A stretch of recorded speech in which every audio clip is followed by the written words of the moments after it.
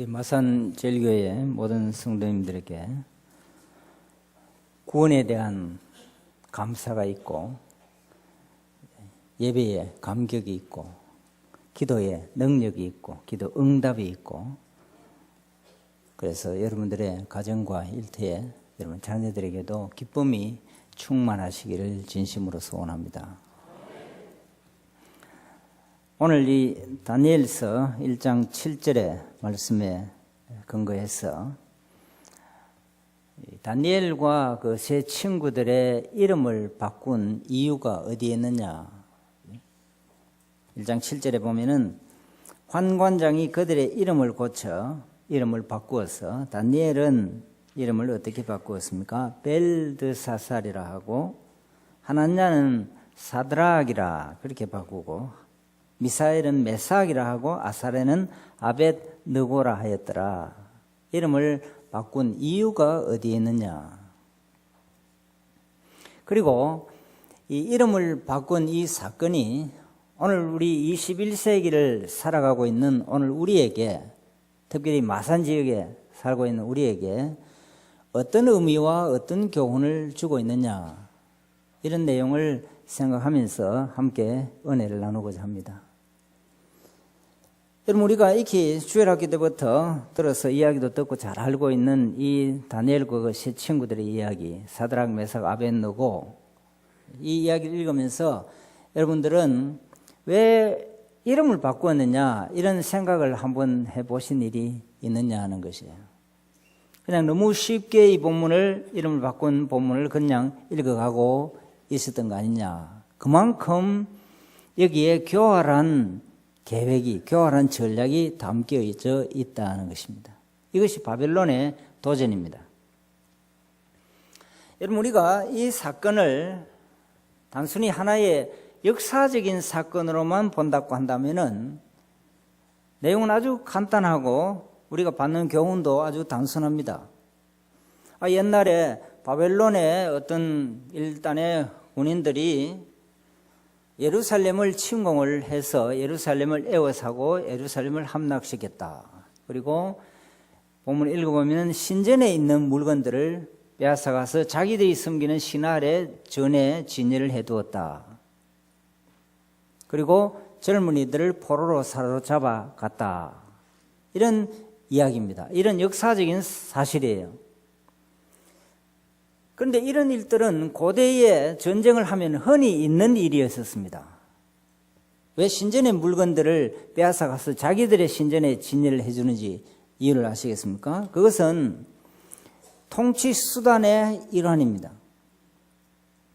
어떤 통치자들이든지 간에 절대 세력은 항상 무언가를 이용해서 백성들의 관심을 거기에 쏟게 만듭니다. 예를 들어서 어떤 독재 국가에서는요, 스포츠를 이용하기도 합니다. 왜? 국민들의 관심이 거기로 쏠려야 하는 것이니까. 그래서 프로 구단들을 만들고, 그래서 독재 국가일수록 그런 일들을 많이 하는 것입니다. 교육을 수단으로 삼기도 하고 그렇게 해요. 신전의 물건들을 빼앗아가서 자기 신전에 진열해 두는 것은 백성들에게 우리가 섬기는 신이 저 나라 백성들이 섬기는 신보다도 더 위대하고 우리 신이 더 강하다 하는 것을 보여주기 위해서 통치권을 강화하려고 하는 것입니다. 그래서 신전의 물건들을 가지고 가서 자기들의 신전에 진열을 해두고 백성들에게 보여주는 거예요. 그리고 젊은이들을 포로로 잡아갑니다. 로마가 헬라를 점령했을 때도 헬라의 지식인들을 사로잡아가서 로마 귀족의 자녀들을 가르치게 하는 가정교사 일을 하도록 그렇게 이야기를 했었죠. 그러니까 젊은이들을 사로잡아갔다. 신전의 물건들을 빼앗아갔다. 그러면은 그 역사적인 사실에서 우리가 받는 교훈이 무엇이겠습니까? 이 본문을 읽어보니까 우리가 물건을 뺏기지 않아야 되겠다. 우리 젊은이들을 포로로 잡혀가도록 해서는 안 되겠구나. 그러면은 뭘 해야 되겠어? 국방을 튼튼히 하자. 그것이 아주 단순한 그런 교훈일 거예요. 그래서 하나님 우리나라를 지켜주시고 국방을 튼튼히 하게 해주시고 예루살렘과 같이 함락되지 않게 해주시옵소서. 우리의 자녀들도 포로로 잡혀가지 않도록 하나님 우리의 국방을 지켜주시옵소서. 이런 교훈일 거예요. 그러나 단순히 38선 잘 지키라고 이런 본문을 우리에게 주시겠냐. 여러분, 우리가 이 다니엘서가 단순히 역사적인 책이지만 역사적인 사실만 기록한 것이 아니고 이 다니엘서가 예언서라는 사실을 생각해 보면은 우리의 눈이 열려지게 되어지는 것입니다. 그렇게 되면은 느부갓네살 왕이 갖는 정책에 우리의 눈이 열려지게 되는 것입니다. 자, 이 다니엘서 전체를 이해하는 데 있어서 가장 핵심적인 구절이 하나 있습니다. 그것이 바로 다니엘서 1장 1절의 말씀입니다. 1장 1절에 어떻게 기록되어 있습니까? 유다 왕 여호야김이 다스린 지 3년이 되는 해에 바벨론 왕 느부갓네살이 예루살렘에 이르러 성을 샀더니 이것이 다니엘서의 배경입니다. 바벨론의 세력이 예루살렘을 샀다는 것입니다. 여러분, 성경을 우리가 읽을 때에 예루살렘이라는 도성의 이름이 나오면 역사적인 지명을 이야기하기도 하지만 상징적인 의미를 많이 가지고 있습니다. 예루살렘은 빛의 나라를 상징합니다. 하나님의 도성입니다. 예루살렘은 하늘 왕국의 수도를 상징하고 있습니다. 그러나 바벨론은 어두움의 나라, 흑암의 나라입니다. 바벨론은 사탄의 나라를 상징하고 있는 것입니다. 이 상징적인 의미를 보면은 어떻습니까? 바벨론의 세력이, 흑암의 세력이 빛의 나라를 에워싸서 침공을 했다는 것입니다. 여러분, 예루살렘이라는 말만 들어도 이런 상징적인 의미가 있기 때문에 우리의 가슴이 설레는 것입니다. 예루살렘, 예루살렘, 거룩한 성아 하고 찬양을 하기도 하지요. 예루살렘 하면은 우리 주님이 활동하신 곳 참 한번 가보고 싶잖아요. 여러분, 평생에 딱 한 번 여행할 수 있도록 기회를 주어서 택하라고 한다면은 여러분, 동남아를 가겠습니까? 예루살렘 성지를 가겠습니까? 우리 성도는 다 예루살렘 가려 하겠죠. 모르겠어요. 굳이 동남아 태국 가려고 하는 분들이 있을지 모르겠습니다만은 그러나 우리 성도들은 예루살렘을 그리워하는 거예요. 제가 오래전에 우리 학교에 교수로 왔을 때에 속초에 출장을 간 일이 있어요. 그래서 오면서 동해안을 따라서 이렇게 차를 타고 오는데 어떤 외국인이 손을 들어요. 외국 청년이.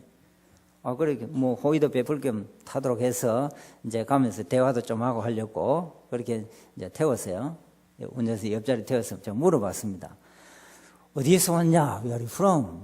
하니까 넌 영국이나 뭐 독일이나 뭐 어디 미국이나 그렇게 온 줄 알고. 그런데 이 대답이 이스라엘에서 왔다 그래요. 아이고, 제가 얼마나 반갑든지. 이스라엘 말만 들어도 반갑대. 그러면 이스라엘 어디에서 왔느냐니까. 이 청년이 예루살렘에서 왔다 그래요. 더 반가운 거예요. 오늘 이제 가면서 대화 한번 해봐야 되겠다 싶어서 성경 이야기 온갖 거 한번 나눠봐야 이야기 해봐야 되겠다 싶어서 제가 첫 번째 묻는 질문이 뭔가 하면 당신 아브라함을 아느냐? 그러니까 이 사람 대답이 아브라함 자기 나라 많대요. 그럼 그때는 제가 몰랐으니까 이삭을 아느냐? 이삭도 많대요. 야곱을 아느냐? 야곱도 많대요. 나중에 알고 보니까 김씨, 박씨, 이처럼 다 많은 것은 사실인데 그때는 제가 몰랐으니까 나는 믿음의 조상 아브라함, 이삭을 참 제물로 바친 그 아브라함을 이야기하고 물으니까 아브라함 많다는 바람에 내가 얼마나 실망을 했는지 몰라요.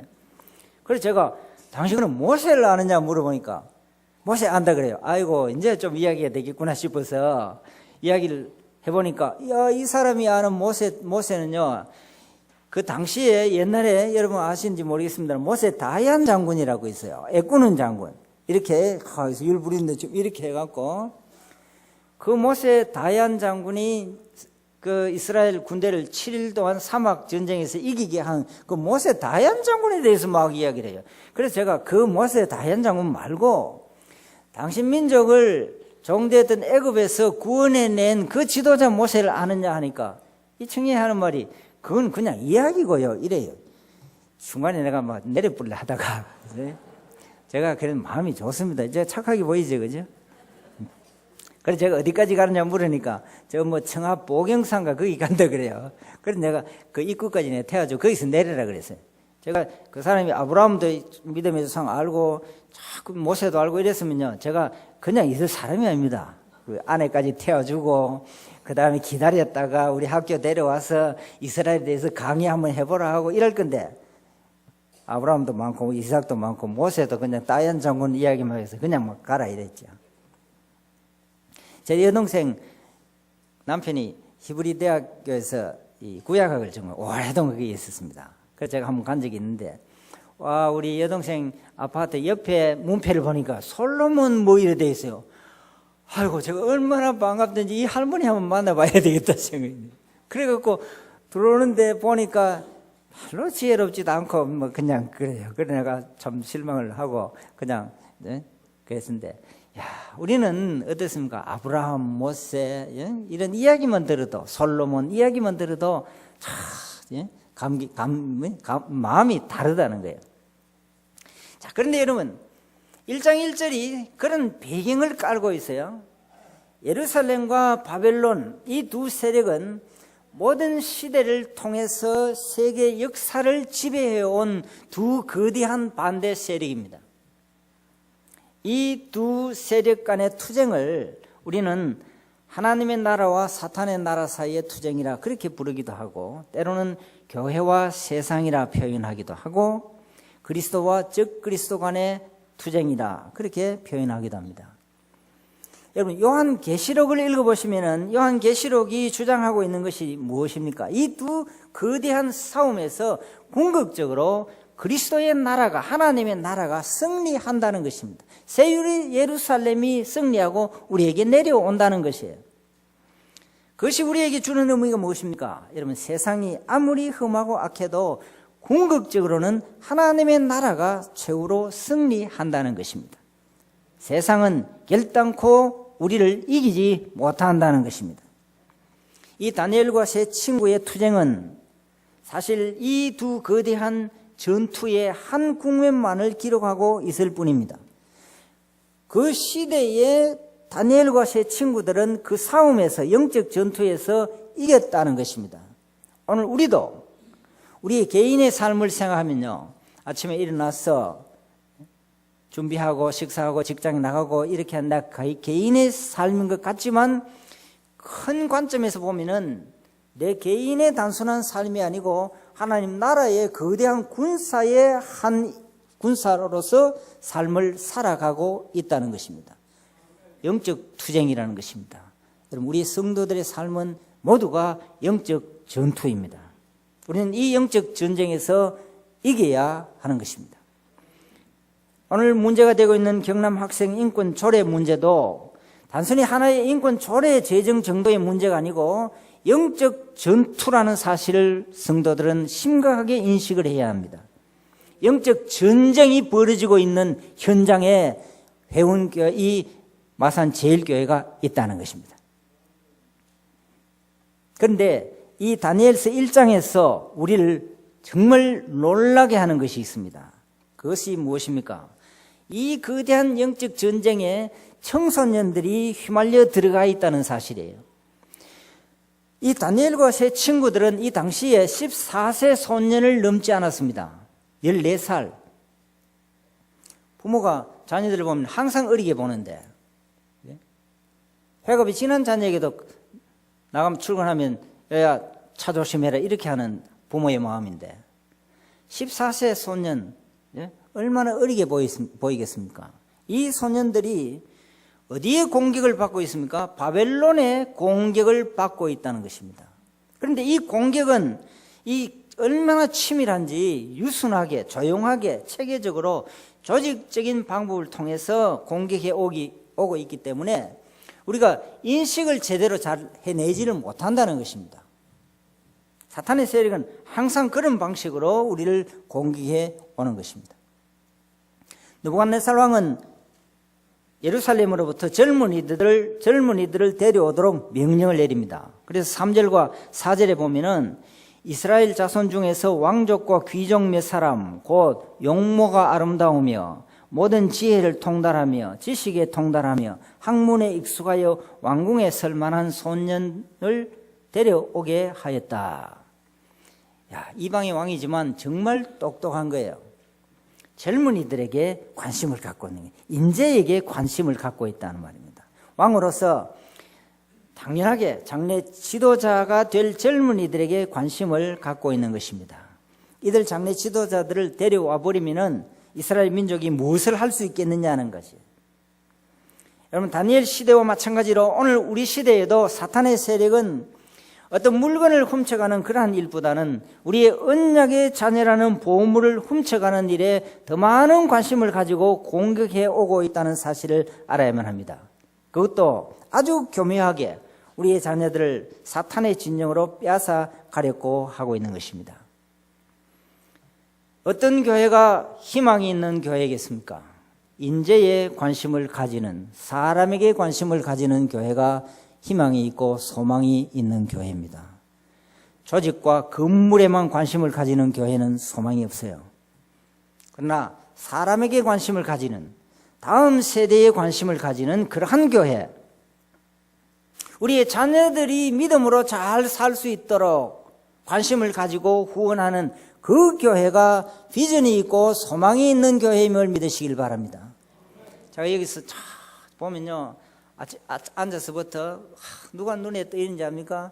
이런 부모님들과 함께 예배하는 우리 청소년들이 있어요. 가족들이 같이 예배하는 청소년. 일반 다른 교회에서 찾아보기 정말 힘들어요.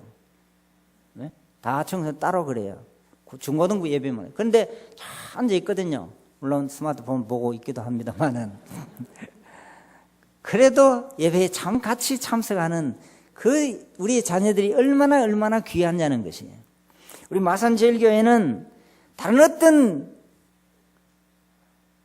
일보다도 다음 세대에 관심을 가지는, 인재를 귀하게 여기는, 사람을 귀하게 여기는 그런 교회로 계속해서 성장할 수 있기를 진심으로 소망합니다.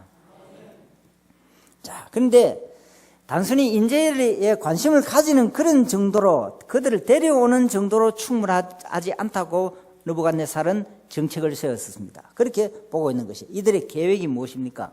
이들을 교육을 시켜서 자기 뜻에 따르게 하는 것입니다. 자기 자신의 목적을 위해서 이들을 그래서 사용하려고 하는 것입니다. 이것은 이 당시 다니엘과 세 친구들의 연령으로 보면요, 충분히 가능성이 있는 일이었어요. 왜? 14세 소년들은 아직 품성이 고착되지 않았기 때문에 그렇습니다. 세계관이 고착되지 않았기 때문에 그래요. 노인들은요, 노인 무릎팍 세우듯이 고집 세운다, 그런 이야기가 있어요. 재직회를 해도 그냥 자기 고집 세우는 사람도 있고, 당회를 해도 그렇고, 노인들은 그런 사람들이 많이 있어요. 그러나 젊은이들은요, 융통성이 있어요. 그래서 교육의 대상은, 물론 요즘은 성인교육, 다 평생교육을 이야기하지만, 그래도 교육의 대상은 아동 및 청소년들입니다. 왜? 이들을 교육시켜서 충분히 개발될 수 있는 가능성이 어른들보다 더 많기 때문에 그래요.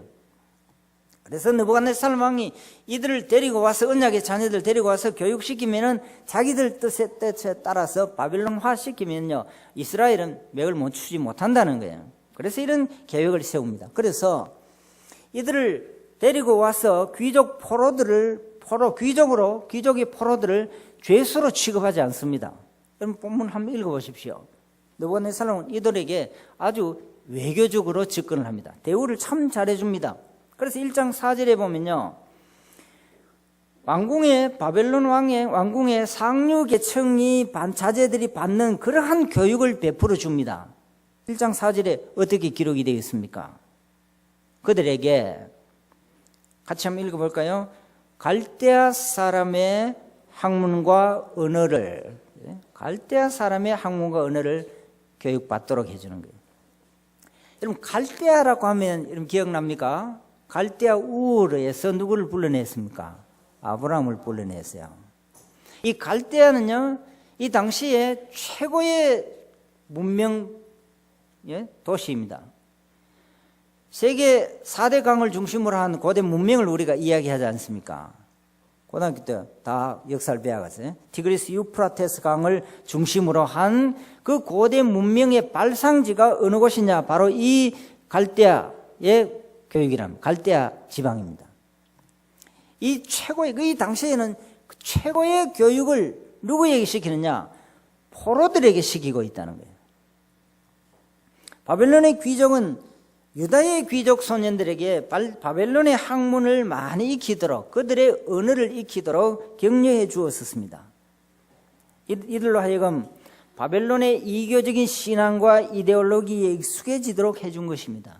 이것이 바로 느부갓네살 왕이 제공해 주었던 정신적인 자양분이었었습니다. 자, 그런데 어느 정도로 접근해 오느냐? 참 치밀하게 접근을 해옵니다. 1장 5절에 보면은 뭐까지도 처방을 해줍니까? 이들이 먹을 음식 메뉴까지도 처방을 해줍니다.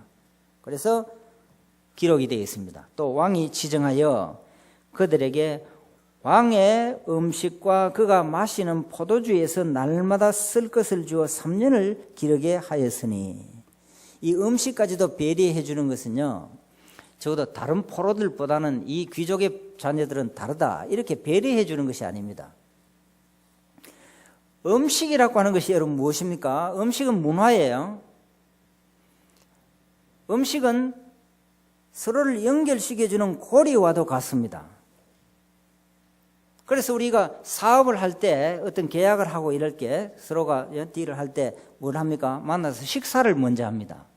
어떤 모임이든지 식사 교제를 해요. 그러면 마음이 좀 이렇게 풀어져요.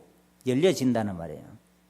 그런데 사업을 하면서 내가 어떤 부탁을 해야 되는 어떤 갑이라는 이제 대상이 있으면 식사를 초대해서 하는데, 사장님 뭐 드시겠습니까? 제가, 나는 뭐 청국장 먹겠습니다, 이렇게 주문을 했다 하면요, 예?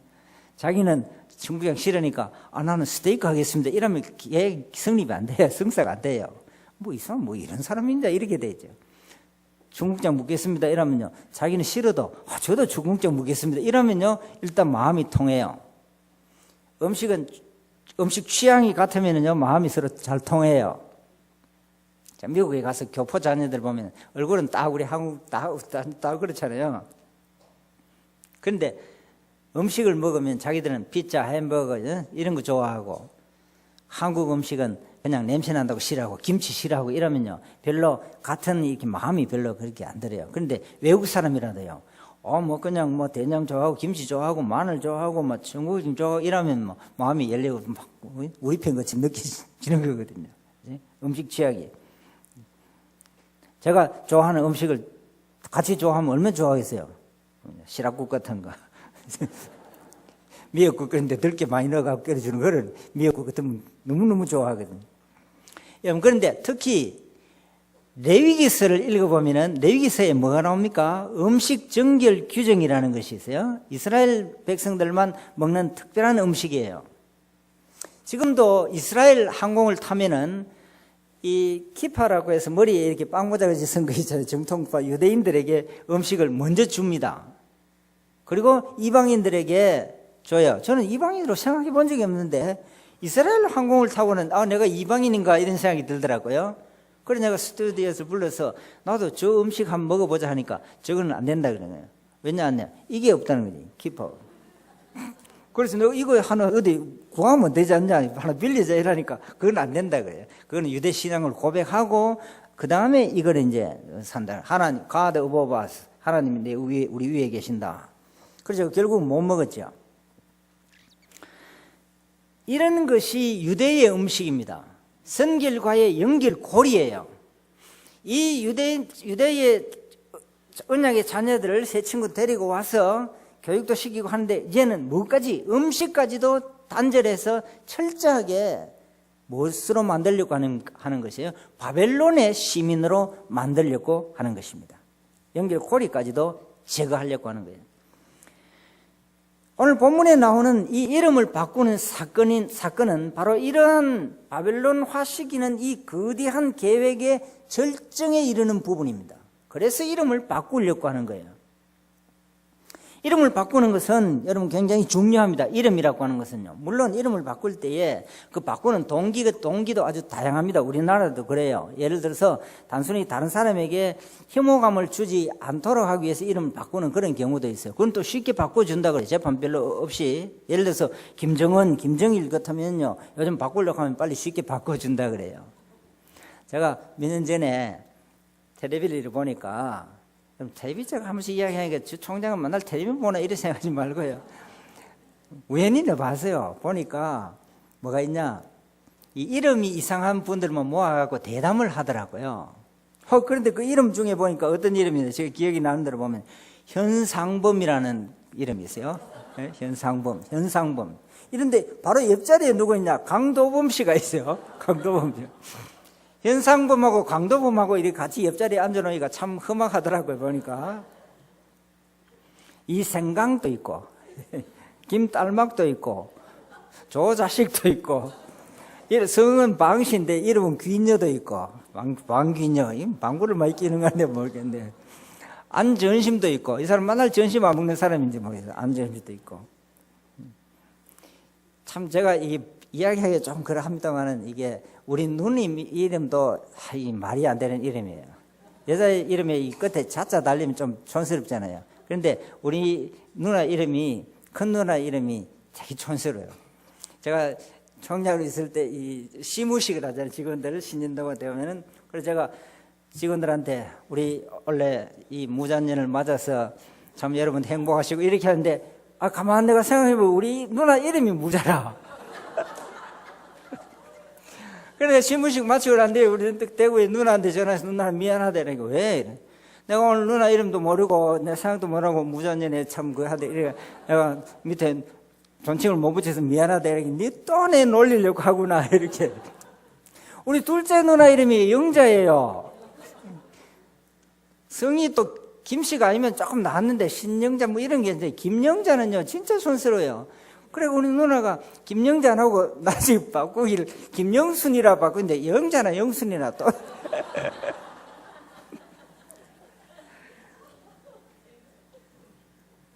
제 막내 동생 이름이 뭐냐. 우리 집안에 참 모든 걸 다 드러내가 미안합니다만 우리 막내 동생 이름은 또 복순이에요. 김복순. 사모인데 제가 어릴 때부터 이것 때문에 그거 돼갖고는요 스트레스 받아갖고 이름을 나중에 뭐로 바꾸면 김고은이라고 바꾸었어요. 그리고 김고은보다는 그래도 김복순이가 이번가 복순아 이래 하니까 오빠 고은이라고 좀 불러줘요.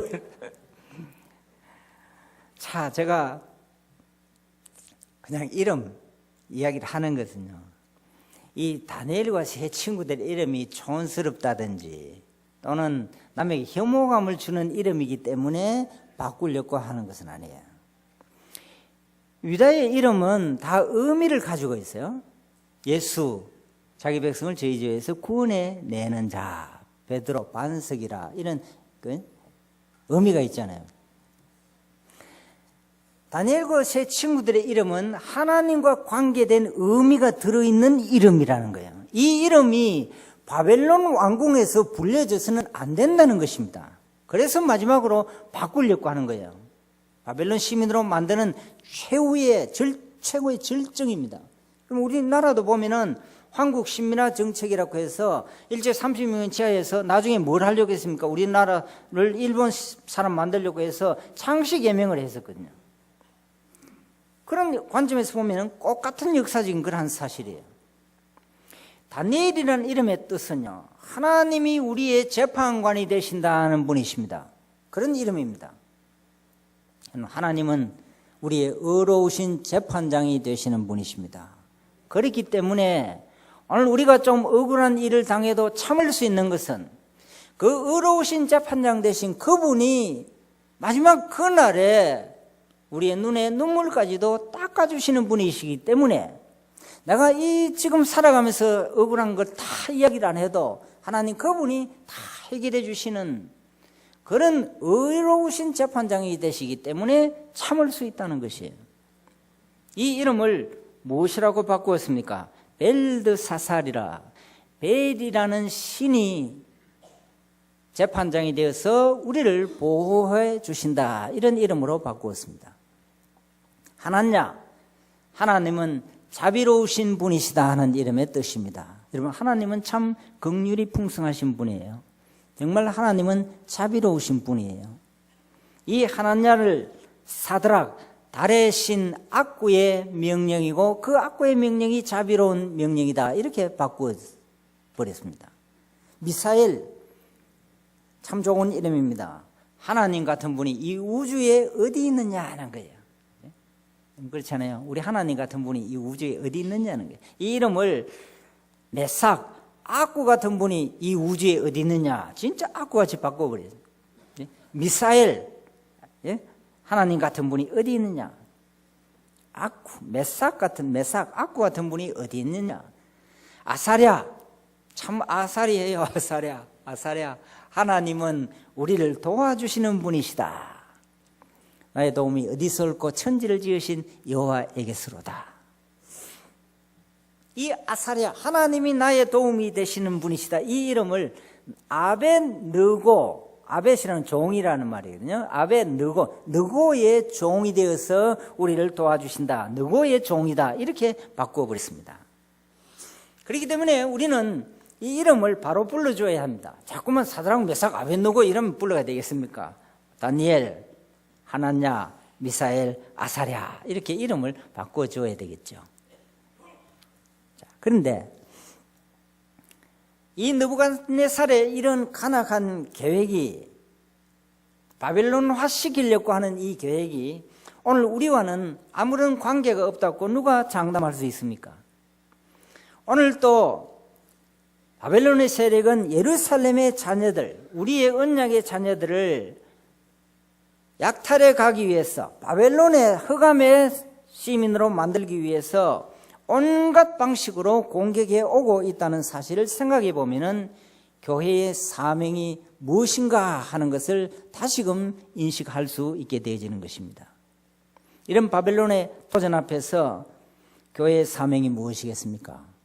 몇 가지만 간략하게 정리하고 말씀을 맺고자 합니다. 첫째는 우리의 이름을 귀하게 여기고 우리의 이름을 빼앗기지 않도록 기도해야 한다는 것입니다. 물론 우리는 한번 하나님의 백성이 되면요, 더 이상 사탄이 빼앗아 가지를 못해요. 우리가 하나님 앞에 구원받은 것은 일시적인 것이고 변할 수 있는 것이 아니고, 우리가 하나님의 백성 된 것은 걸어서 끝이에요. 그러나 우리가 연약하면서 하나님의 마음을 상하게 할 때가 많이 있죠.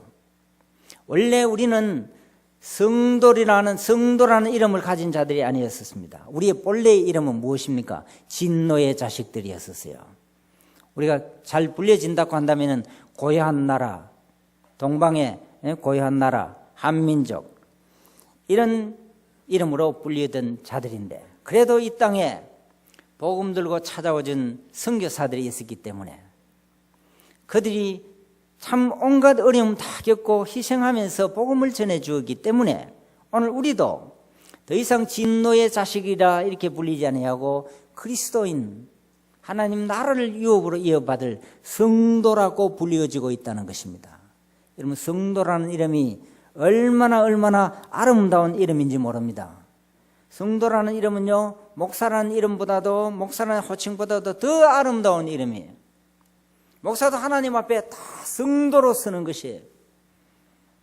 그렇기 때문에 제가 우리 부친 묘비에 비석을 서면서 보니까 안수 집사도 있고 가보니까 많이 있더라고요. 피택 장로도 있고 있는데 제가 고민을 했었어요.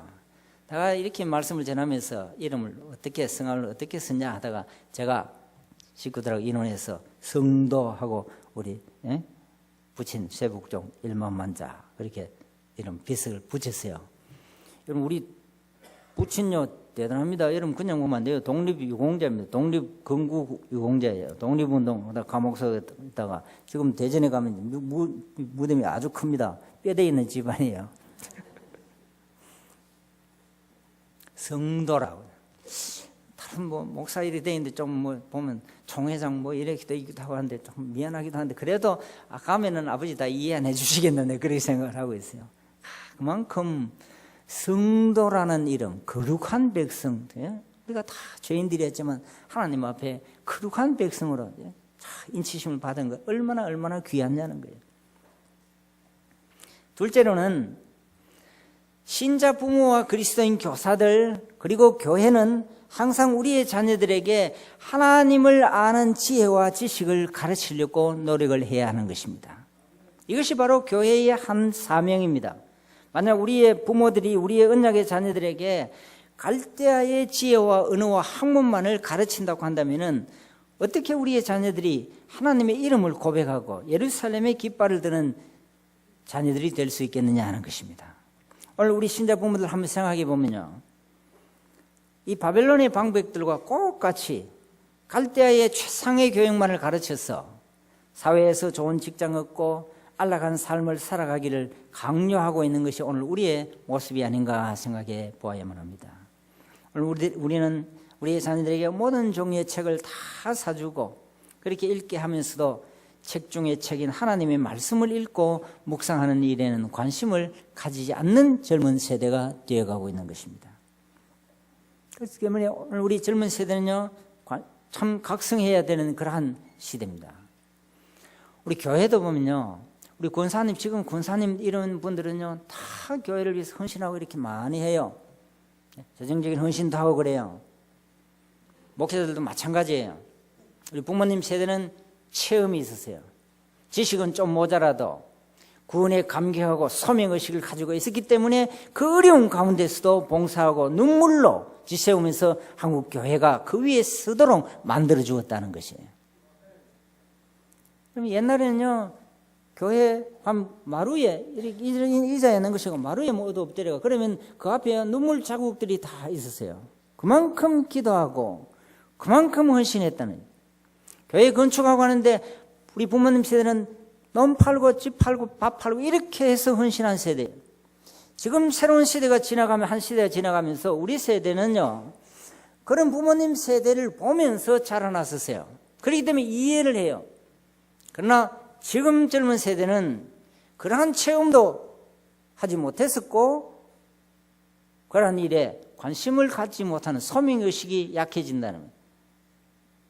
신학교를 졸업해도 소명 콜링 의식보다는 잡의식, 직업의식이 더 강해지는 이런 우려를 하고 있는 그러한 것이 오늘 우리 세대예요. 우리는 어떻게 성장했습니까? 찬송을 불러도 그것이 우리의 체험이 될 수가 있었어요. 왜? 부모님 세대를 그렇게 보았었기 때문에. 나의 사랑하는 책 비록 헤어졌으나 어머님의 무릎 위에 앉아서 재미있게 듣던 말 이 책 중에 있으니 이 성경 심히 사랑합니다. 그렇게 가르쳐 주더라는 거예요. 그런데 우리의 자녀들의 젊은 세대 자녀들이 그렇게 되겠습니까? 오히려 노래하면요, 학원 가라 하던 말을 지긋지긋해 지금도 내가 잊지 않고 기억합니다. 이렇게 안 하겠냐는 거지. 학원 갔다 오면 수영장 보내고 수영 갔다 오면 태권도 도장에 보내고 영어 학원에 보내고 이런 것들 잊지 않고 기억합니다. 지긋지긋해 이렇게 하지 않겠냐. 한번 생각해 보자는 거예요. 여러분, 여호와를 경외하는 것이 지혜와 지식의 근본임을 알도록 우리의 자녀들에게 가르치는 그 일에 관심을 다시 가져야 된다는 것이에요. 하나님 아는 지식이 없이는요, 세상 지식 아무리 가져도 하나님을 대적하는 데 사용할 뿐이라는 것이에요. 마지막으로 오늘 우리 교회는 바벨론의 도전이 무엇인가를 바로 인식을 해야만 합니다. 바벨론이 어떻게 우리 신앙 공동체를 공격해 오고 있는지 그 싸움의 성격을 바로 이해해야 된다는 것이, 바로 알아야 된다는 것입니다. 오늘 또 바벨론의 세력은 예루살렘의 자녀들을 약탈해 가려고 모든 방책을 다 강구하고 있는 것입니다. 그때나 지금이나 똑같다는 거예요. 현대의 바벨론 세력은 사자의 방법이 아니라 여우의 방법으로 공격해 오고 있는 것입니다. 오스키니스가 이야기하듯이. 우리의 자녀들을 바벨론의 시민으로 만들기 위한 시도는 오늘날은요, 무력으로 오는 것이 아니고 문화라는 탈을 쓰고 과학이라는 탈을 쓰고 학문과 교육의 중립성이라는 탈을 쓰고, 교육은 결코 가치 중립적일 수가 없는데, 교육은요, 하나님을 섬기든지 궁극적으로 우상을 섬기는 두 개 중에 하나뿐인데 중립적이라는 이런 탈을 쓰고 우리를 공격해 오고 있는 것입니다. 오늘 또 바벨론의 세속 문화는 우리의 자녀들을 공격해 오는데 사탄을 찬양하는 음악을 통해서, 여러분 음악의 세계도 들어가 보면요, 사탄을 찬양하는 그런 음악들을 통해서 우리의 자녀들이 그 무방비로 노출되어 있다는 것이에요. 음식과 의복을 통해서도 인본주의적인 그런 교육을 통해서 체계적으로 공격해 오고 있는 것입니다. 저는 박사학위 논문이 무엇인지 아닙니까? 현대 공교육의 뿌리에 있는 철학이 어떤 것이냐 하는 것을 분석한 그것이 제 박사학위 논문이에요. 저 교육학 전공이니까. 오늘도 바벨론 세력은 우리의 자녀들에게서 이름을 뺏어가 버리려고 그 신분에서 하나님 아는 그런 의미를 다 제거해 버리려고 공격해 오고 있는 것입니다. 경남 학생 인권 조례 문제의 심각성이 바로 여기에 있는 것입니다. 여러분, 이 문제는 그냥 단순히 넘어갈 그런 문제가 아니라는 거예요. 일부만 관심을 가지는 것이 아니고 교단적으로, 교회적으로 이 문제에 관심을 가지고 대항해야 된다는 것입니다. 성관계, 임신, 출산 그런 것들을 조장하고 동성애, 동성혼, 옹호 교육, 사이비 종교를 비판하지 못하게 하고 신앙의 전수가 불가능하게 하고 미션 스쿨이 신앙 교육을 시키지 못하게 만드는 그러한 조례, 불법 동아리를 지도하지 못하고 결국은 서로 다른 이해와 이견으로 대립과 갈등을 초래할 수밖에 없는, 특별히 성적 지향의 문제, 성의 정체성 문제, 모두가 하나님의 말씀과는 정면으로 대치되는 이런 독소조항을 가지고 있는 것이 여러분이 살고 있는 이 경남 지역의 교육청의 인권 조례 문제라는 것이에요. 이런 심각성을 교회가 인식을 하고 깨우쳐 주어야 된다는 거예요. 제가 30년 전에 미국에 교환교수로 가서 베이비시터라는 거예요. 애들 돌봐주기 위해서 도우미처럼 오는 그런 베이비시터를 위해서 이제 교육을 시키고, 그 다음에 거기에 책들이 있어요. 세사미 스트리트라고 해서 읽어보면 지금 아마 엄청난 그 호수가 발행이 되어 있을 거예요. 그 베이비시터에 나오는 세사미 스트리트 내용을 제가 어떤 내용으로 애들 읽어주느냐 보니까요, 이런 내용이에요. 오늘 아버지 친구가 우리 집에 찾아왔다. 우리는 거실에 놀다가 아버지 친구와 아버지는 침실로 들어가셨다. 우리는 거실에서 놀고, 그러니까 자연스럽게 아버지와 아버지 친구가 침실에 들어가는 그러한 내용들을 어릴 때부터 자연스럽게 이렇게 가르쳐 주는 거예요. 너무도 자연스럽게 받아들여요. 그래서 지금 미국의 공교육을 받은 청소년들은요, 교회 다니는 애들도 동성애 문제에 대해서 이야기를 하면요, 바보처럼 생각해요. 시대에 뒤떨어진 것처럼 부모들을 대하고 있어요. 기독교 학교 나온 애들도 그래요. 미안하지만 우리 집 딸애도 바로 이런 가치관을 가지고 있더라고요. 넌 놀래 자발적인 말을 그냥 해갖고, 그래 생각할 수 있는, 말이 안 통해요. 왜? 미국의 교육 때문에 그런 거예요. 또 줄리아드 가면요, 드라마 디파트에 거의 다가 동성애자들이에요. 언니를 가르치는 피아노 교수, 세계 유명한 교수도 동성애자예요. 그런데 그 사람들이 이 음악을 가르치는데 잘 가르쳐 준단 말이에요. 대하는데 아무런 문제가 없거든요. 그러니까 이 문제 자체를 혼돈하고 있는 거예요. 우리가 사람과 그 행위 자체를 혼돈하면 안 되는 것이거든요. 참, 그러니까 이야기하기가 너무너무 어려워요. 왜? 아빠는 너무 그냥 고지식하게 그렇게만 본다는, 이게 교육의 결과예요. 이런 것이 바로 사탄의 공격 전략이라고 하는 사실을 우리는 알아야만 하는 것입니다. 그렇기 때문에 교회는요, 될 수 있는 한 가서 많이 참석해서 의견 수렴도 해서 제출하고, 그 다음 반대하고. 어제 우리가 기독교 학술 동력의 이사회를 서울에서 모였어요. 손봉호 박사님이 이사장이고 우리가 이사들인데, 제가 손 박사님한테 그런 이야기를 했어요. 손 박사님, 지금 경남 부산하고 여기에는 이 인권 조례 문제, 학생 인권 조례가 심각한데 손 박사님이 그 문제에 대해서 좀 주도적으로 여론을, 영향이 엄청나게 많으신 분인데 이야기를 하고 그렇게 좀 하셔야 안 되겠냐고. 그러니까 손 박사님이 그 인권 조례 자기한테 좀 보내달라, 그런 이야기를 하시더라고요. 그래 보내주겠다 그렇게 했었어요. 우리 가음정교회 제인호 목사가 보면 그 연재를 잘하고 잘 분석을 해놨거든요. 이런 문제에 관심을 가면서 기도할 수 있어야 한다는 것입니다. 교회는 교인들을 제도교회의 이 내 벽에 가두어져 있는 그러한 교인으로 만들어서는 안 된다는 것입니다. 여러분, 신앙이라고 하는 것은 야수성을 가진 거예요. 맹수와 같다는 것입니다. 그런데 오늘 사회가 우리를 어떻게 공개해 오고 있는지 압니까? 사자가 호랑이가, 사자 호랑이 이야기하니까 이상합니다. 사자와 호랑이가 동물은 바깥에서 공격하면서 살아가야 하는데, 동물은 우리에 가두어 놓고 먹는 고기를 시키니 때마다 던져주면요, 사자는 편해요. 호랑이도 편해요. 사자가 그 동물을, 먹이를 얻기 위해서 얼마나 많은 고생을 합니까? 굶주릴 때도 많거든요. 그러나 그런 것을 통해서 야수성이 생겨나는 거예요. 그런데 이 사자를 동물원에 가두어 놓고 음식을 던져주면요, 음식 먹는 거기에 만족해서 나중에 살이 드럭드럭 찌고 근육이 없고, 그 다음에 어떻게 되겠습니까? 공격성을 상실하고 외부 세계에 대한 지식을 다 망각해버리게 되어진다. 오늘 한국교회의 모습을 향해서 주는 경종이에요. 오늘 우리에게 예배하는 자유가 있고, 세상이 어떻든지 간에 우리는 안에서 얼마든지 하나님을 누가 이 자유를 빼앗아가느냐? 하나님 감사합니다. 이렇게 예배하는 거기에만 만족하고 감사하고 있는, 물론 그렇게 해야 되겠죠. 그러나 바깥 세상에 대해서, 우리의 신앙은 세상을 향해서 선지자적인 소리를 질릴 수 있어야 하는 것인데, 안에서만 예배하는 것으로 만족해 있으면요, 신앙이 가지고 있는 야수성을 상실하게 되어진다는 겁니다. 동물원에 가두어져 있는, 그러한 길들여져 있는 맹수와 같이 된다는 사실을 우리는 알아야 하는 것입니다. 그것을 정교 분리라는 그러한 정책으로 잘못 호도시키고 있는 것이 오늘 세상이라는 것입니다. 그렇기 때문에 우리는 우리 삶의 모든 영역에서 그리스도 중심의 문화를 건설해가는 인재 양성에 관심을 가져야만 하는 것입니다. 하나님의 교회는 사소한 일로, 이런 바벨론의 도전 앞에서 사소한 일로 분쟁에 휘말리는 어리석음을 범하지 않아야 한다는 것입니다. 여러분, 주의 몸된 교회는 더 크고 본질적인 일에 관심을 가져야만 합니다.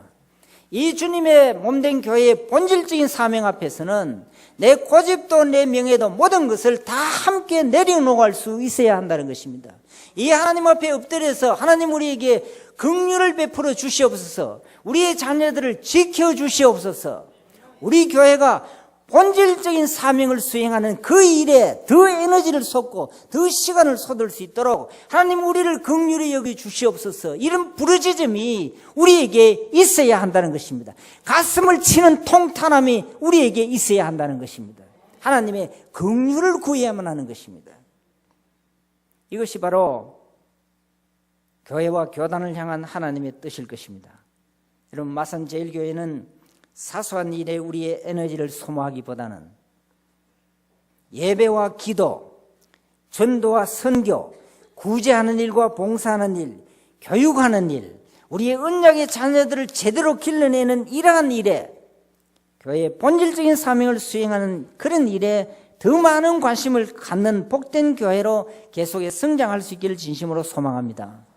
교회의 한 중요한 사명은 오늘도 흑암의 바벨론 세력이 하나님의 나라의 양떼들을 노래하려고 교묘하게 다가오는 이런 위험을 인식하면서 이 주님의 귀한 양떼들을, 이 귀한 성도들을, 모두가 상처를 안고 어려움 가운데 살아가고 있는 우리 성도들을 말씀의 푸른 초장과 쉴만한 물가로 인도할 수 있는, 그래서 함께 힘을 합쳐갖고 노력하는 그런 교회로 성장해 가야만 하는 것입니다. 이럴 때에 바벨론의 세력은 결단코 예루살렘을 감당하지 못하게 될 것입니다. 이때의 세상의 공격은 다니엘과 같은 14세 소년에게 가해져도 실패하게 될 것입니다. 이렇게 교회가 사명을 수행하게 되어지면은 우리가 사는 이 땅에도 예수 그리스도의 푸른 계절이 찾아오게 될 것입니다. 원하기는 우리의 자녀들 중에서 어떤 한 자녀도, 그리고 우리 성도들 중에도 그 어떤 한 사람도 평생을 살아가는 동안 하나님의 자녀라는 그 신분에 누를 지키는 그러한 오점을 남기는 일이 없이 우리의 삶의 모든 영역에서 승리하는 그리스도의 군사가 될 수 있기를 진심으로 소원합니다. 기도하시겠습니다.